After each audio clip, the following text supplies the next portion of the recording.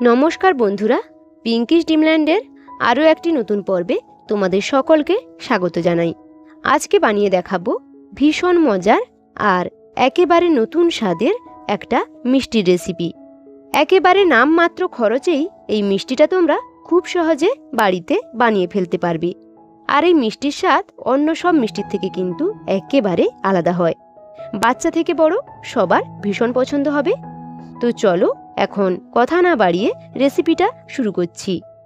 প্রথমে আমি এখানে কিছু তরমুজের খোসা নিয়ে নিয়েছি, আর এই ফেলে দেওয়া তরমুজের খোসা দিয়েই এই মিষ্টিগুলো আমি তোমাদের বানিয়ে দেখাবো। তার জন্য প্রথমে তরমুজের খোসার বাইরের অংশটা এভাবে চেঁচে বাদ দিয়ে দিব।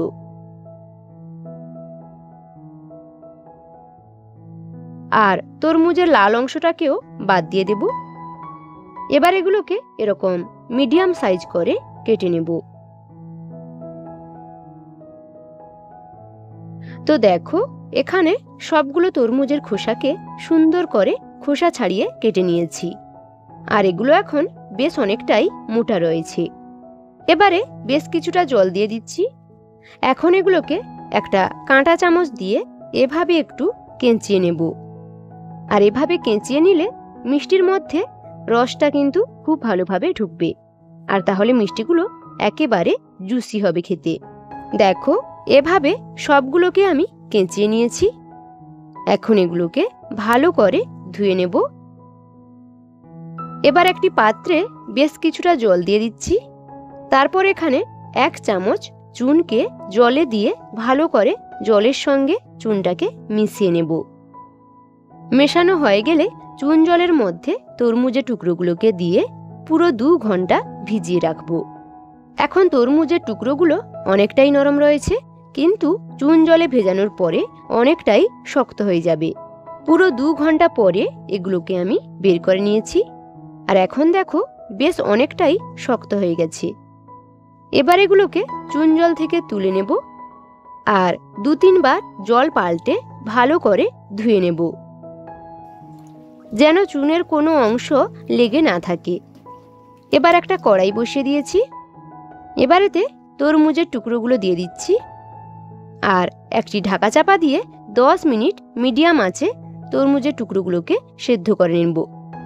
10 মিনিট পরে দেখো এগুলোর কালারটাও অনেকটা চেঞ্জ হয়ে গেছে। এবার এগুলো সেদ্ধ হয়েছে কিনা এগুলোকে একটা কাঠি দিয়ে চেক করে নেব। দেখো, কাঠিটা খুব সহজে ঢুকে যাচ্ছে, এর থেকে বেশি আর সেদ্ধ করা যাবে না। এবার এগুলোকে আমি নামিয়ে নেব। এখন গরম থাকা অবস্থায় তরমুজের টুকরোগুলোর মধ্যে আমি 1 কাপ ভর্তি করে চিনি দিয়ে দিচ্ছি। তারপরে তরমুজের টুকরোগুলোর সঙ্গে চিনিটাকে ভালো করে মিশিয়ে নেব। এখন এটাকে 5 মিনিট রেস্টে রেখে দিব। আর এগুলো যেহেতু গরম রয়েছে, তাই চিনি কিন্তু আপনি আপ গলে যাবে, কোনো জল দেওয়ার দরকার নেই। 5 মিনিট পরে দেখো চিনিটা অনেকটাই গলতে শুরু করেছে। এবারে এগুলোকে চিনি সমেত কড়াইতে দিয়ে দেব, আর গ্যাসের মিডিয়াম ফ্লেমে বেশ কিছুক্ষণ রান্না করে নেব। যতক্ষণ না পর্যন্ত পুরো চিনি রসটা শুকিয়ে যাচ্ছে ততক্ষণ পর্যন্ত জাল করে নিতে হবে, আর খুন্তি দিয়ে অনবরত নাড়তে হবে। এগুলোকে খুব বেশি হাই আঁচে ভাজা যাবে না, তাহলে কিন্তু মিষ্টিগুলো পুড়ে যাবে। আর আমি যেহেতু মিষ্টিগুলোকে আগে থেকে একটু কেঁচিয়ে নিয়েছিলাম, তাই চিনির রসটা মিষ্টিগুলো ভালোভাবে অ্যাবজর্ব করবে।